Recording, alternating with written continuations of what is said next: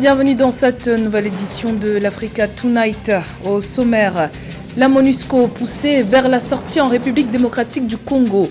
Des manifestations d'organisations de la société civile et des populations contre la présence des casques bleus dans le pays ont fait une trentaine de morts depuis août dernier. Son avenir en territoire congolais semble scellé. Le président Félix Tshisekedi parle d'un retrait début 2024.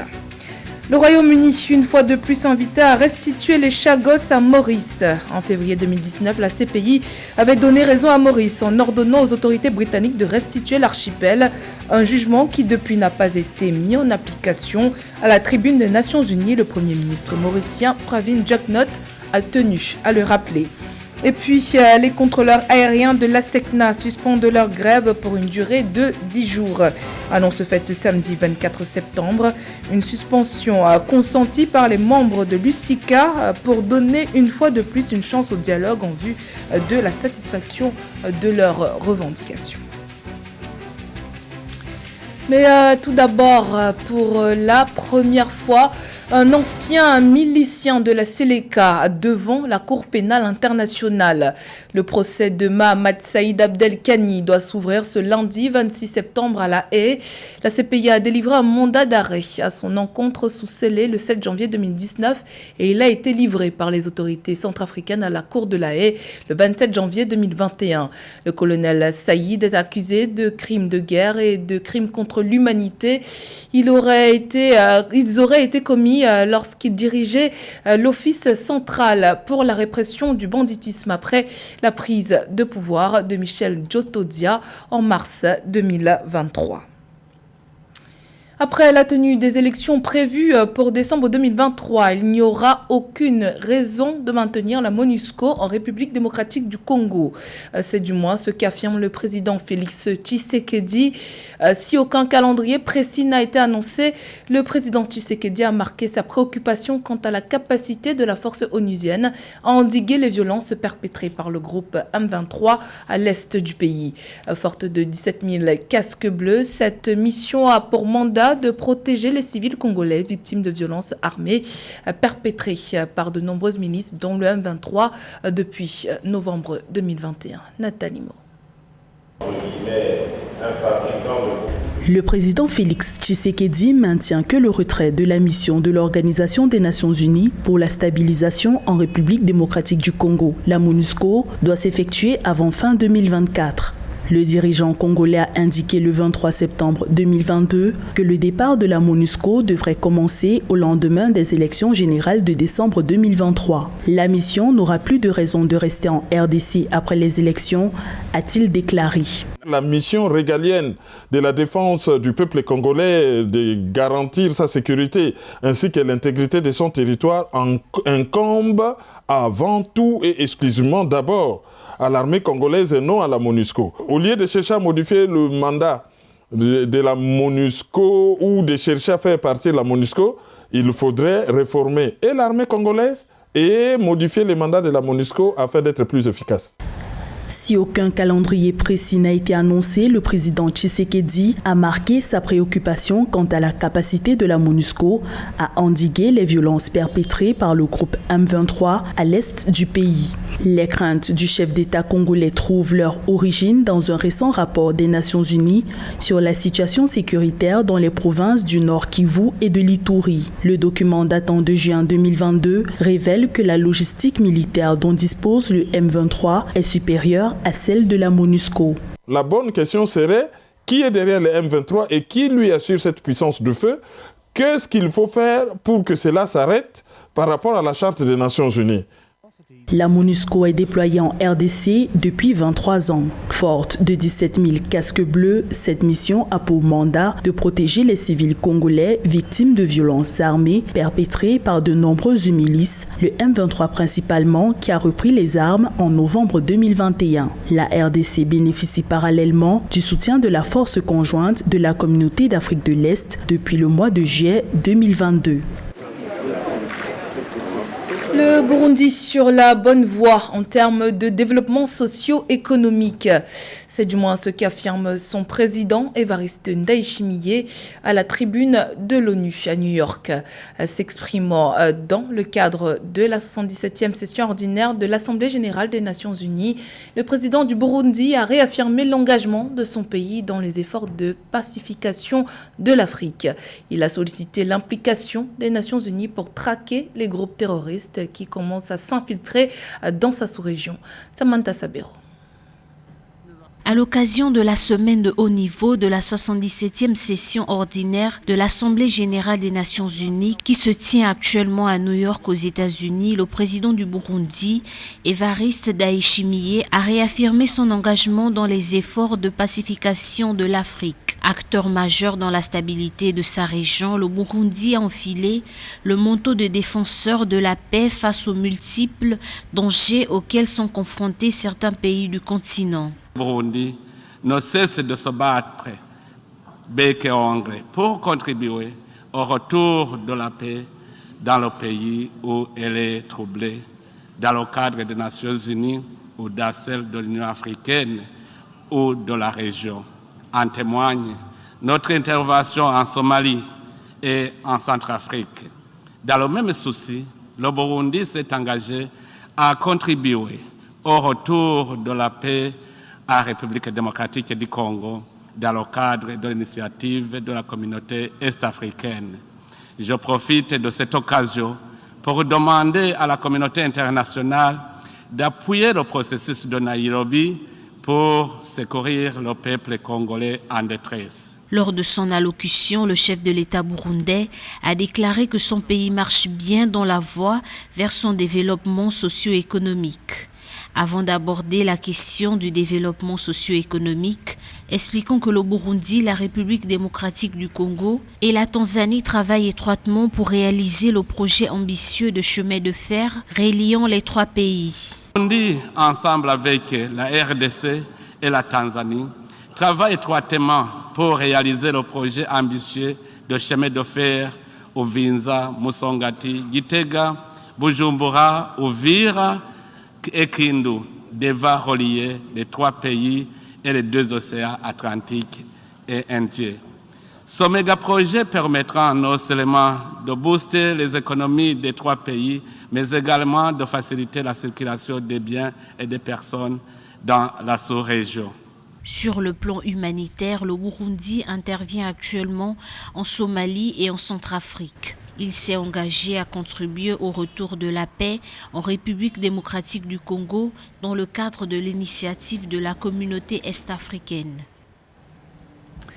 Plus de 2000 Chagossiens vivent loin de leur terre depuis la décision britannique de séparer cet archipel de l'île Maurice en 1965 et d'y installer une base militaire. Une occupation décriée et perpétuée malgré les décisions de justice ordonnant la restitution de ces terres à Maurice.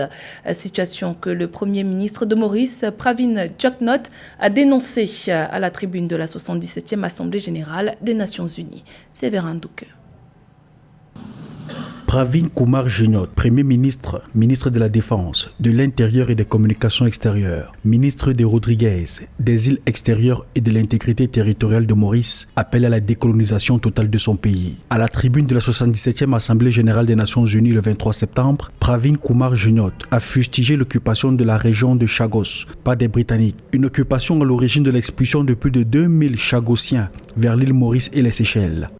Despite UNGA resolution, which required the colonial administration. Malgré la résolution de l'Assemblée générale de l'ONU qui exigeait de l'administration coloniale de se retirer dans les 6 mois suivant la date de son adoption, cette partie de notre territoire reste occupée aujourd'hui. Cette situation retarde encore la mise en œuvre de notre programme de réinstallation, en particulier pour les Mauriciens d'origine tchakosienne qui ont été déplacés de force dans les années 1960. From there in the 1960s. La Cour internationale de justice avait rendu le 25 février 2019 une décision stipulant que les Britanniques devaient mettre fin, dans les plus brefs délais, à l'administration de l'archipel, ajoutant que le processus de décolonisation de Maurice n'avait pas été validement mené à bien. décision que le Premier ministre a rappelée à l'Assemblée générale des Nations unies, ainsi que la résolution 73/295 de l'Assemblée générale et l'arrêt de la Chambre spéciale du Tribunal international du droit de mer du 28 janvier 2021 qui ont confirmé que l'archipel de Chagos faisait partie du territoire de Maurice. Il incomberait au Royaume-Uni de demander à Maurice et à d'autres pays africains de répondre à d'autres allégations d'occupation illégale lorsqu'ils occupent illégalement une partie de l'Afrique. Le Premier ministre de Maurice a demandé instamment à la nouvelle Première ministre britannique Liz Truss de soutenir l'achèvement de la décolonisation de son pays et la réinstallation des anciens habitants de Chagos, comme l'exige le droit international. La Guinée-Bissau célébra ce samedi 24 septembre le 49e anniversaire de son indépendance. À l'occasion de cette célébration, le président Umaro Sissoco Embalo a adressé un message à la nation dans lequel il a salué les progrès réalisés sur le plan de la diplomatie au cours des 2 dernières années. Le président Embalo veut profiter de la stabilité actuelle de son pays pour amorcer une transformation infrastructurelle dans le domaine de l'énergie notamment. Nathalie Mo. Le 24 septembre 2022, la Guinée-Bissau a célébré le 49e anniversaire de son accession à l'indépendance. Pour l'occasion, le président de la République, Umaro Sissoco Embalo, a adressé un message à la nation. Dans son discours, il s'est félicité du chemin parcouru au cours des 2 dernières années, saluant les progrès réalisés sur le plan de la diplomatie. Au cours de la période mentionnée, la Guinée-Bissau a été réhabilitée dans sa souveraineté et sa crédibilité internationale. A recente crise no mercado internacional de energia desencadeou un peu plus de 2 ans de mandat présidentiel, la Guinée-Bissau a réussi à faire un parcours international remarquable. En fait, nous avons pleinement restauré l'image de notre pays en Afrique et dans la communauté internationale dans son ensemble. Guiné-Bissau não poderia ser a exceção. Compatriotas, après son retour sur la scène diplomatique, la Guinée-Bissau envisage désormais son réveil économique. Le président Embalo souhaite que l'amélioration de la gouvernance stimule la croissance dans le pays. Lutte contre l'inflation, développement du secteur agricole et assainissement de l'assiette fiscale sont les chantiers prioritaires du dirigeant bissau-guinéen. caros compatriotas, la célébration du 24 Le gouvernement, par des mesures fiscales, perd une partie des recettes qu'il aurait dû percevoir, cherchant ainsi, dans la mesure du possible, à réguler les prix des produits alimentaires de base ainsi que le coût des services indispensables au quotidien des Guinéens. En plus de ces mesures fiscales du gouvernement, il est attendu que l'intensification de la production agricole vivrière par des familles elles-mêmes contribuera à atténuer l'impact social de l'inflation sur le marché alimentaire. já foi percorrido, medir os sucessos. La Guinée-Bissau, ex-colonie portugaise d'Afrique de l'Ouest, a proclamé unilatéralement son indépendance le 24 septembre 1973. Le président Umaro Sissoco Embalo veut profiter de la stabilité actuelle pour amorcer la transformation infrastructurelle du pays dans le domaine de l'énergie notamment. Le chef d'État annonce un saut qualitatif important dans la fourniture de l'énergie électrique avec la mise en route du projet énergétique de l'Organisation pour la mise en valeur du fleuve Gambie en décembre 2023. Après 48 heures de grève ayant fortement perturbé le trafic aérien dans plusieurs aéroports ouest-africains, l'Union des syndicats des contrôleurs aériens de la SECNA a annoncé ce samedi 24 septembre la suspension de la grève pour une durée de 10 jours. L'USICA souhaite ainsi donner une chance aux négociations entamées avec le Premier ministre ivoirien Patrick Achi, le ministre sénégalais des infrastructures et des transports terrestres Amadou Mansour Faye et le directeur général de la SECNA, Mohamed Moussa. Le point sur leurs revendications dans ce sujet de Genchema et Bibo Absan.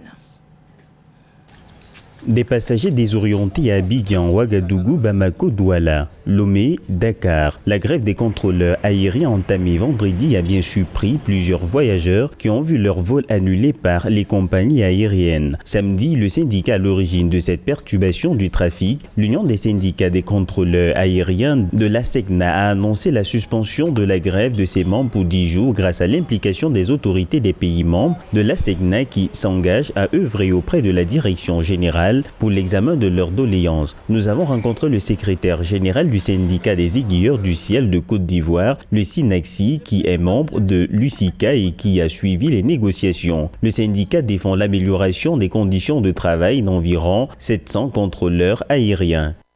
Cette suspension, nous l'avons fait pour 10 jours pour pouvoir permettre de ramener la sérénité au niveau des espaces aériens de la SECNA. Actuellement, nos attentes au niveau de la direction générale sont basées sur 8 revendications et ces 8 revendications-là sont essentiellement autour de 3 axes. Le premier axe, c'est l'épanouissement professionnel, ensuite le renforcement des capacités professionnelles et enfin le plan de carrière du contrôleur de la circulation aérienne. Donc la prise en compte de ces différentes préoccupations nous permettrait de mettre un terme définitif à cette crise. Il faut rappeler que le préavis de grève en lui-même a été déposé depuis le 25 juillet 2022. L'Agence pour la sécurité de la navigation aérienne en Afrique et à Madagascar, ASECNA, compte 18 États membres, essentiellement des pays d'Afrique de l'Ouest et d'Afrique centrale, ainsi que les Comores et Madagascar. Elle gère ainsi les aéroports de ces pays, hormis la France, pays membre de l'ASECNA, mais d'autres des aéroports ne sont pas gérés par l'institution. Sur l'ensemble des 16 millions de kilomètres carrés qui sont gérés par l'ASECNA, le trafic a globalement repris, mais nous avons encore des difficultés dans certains centres ATS. Je pourrais citer le centre ATS du Mali, du Bénin et de la Centrafrique, où il y a une opposition farouche de la direction générale de la SECNA à permettre au contrôleur de la circulation aérienne de reprendre le travail. Et c'est le lieu ici de lancer un appel aux différentes autorités, aux plus hautes autorités de ces pays-là, pour qu'ils puissent œuvrer et permettre à nos camarades contrôleurs de la circulation aérienne de reprendre le trafic. Cheville ouvrier du transport aérien, les contrôleurs aériens ont pour mission de gérer et surveiller à travers les instructions précises données aux pilotes des décollages et les atterrissages des avions, la sécurité des aéroports et des espaces limitrophes. Dans l'actualité sportive, à bientôt 38 ans, Eliud Kipchoge a signé un nouvel exploit. Le Kenyan a écrit une nouvelle page de sa légende en portant le record du monde du marathon à 2 heures, 1 minute et 9 secondes ce dimanche à Berlin. Kipchoge bat ainsi son propre record du monde du marathon. Il détenait la précédente marque absolue sur les 42,195 km en 2 heures, 1 minute et 39 secondes, effectué en 2018 déjà dans la capitale allemande. Au passage, il égale le record de 4 victoires dans l'épreuve de l'Éthiopien Haile Gebrselassie. Le plus grand marathonien de l'histoire se rapproche de son objectif, franchir la barre des 2 heures, notant qu'il est le seul à avoir accompli cet exploit. C'était en 2019 à Vienne lors d'un événement monté spécialement pour lui par son équipementier Nike, mais la performance d'1 heure 59 minutes et 41 secondes n'avait pas été homologuée car il avait été aidé par 41 lièvres qui se relayaient par groupe tous les 5 km. C'était le journal de la rédaction. Merci pour votre fidélité. Dans un instant, une nouvelle édition de l'actualité sur Africa 24.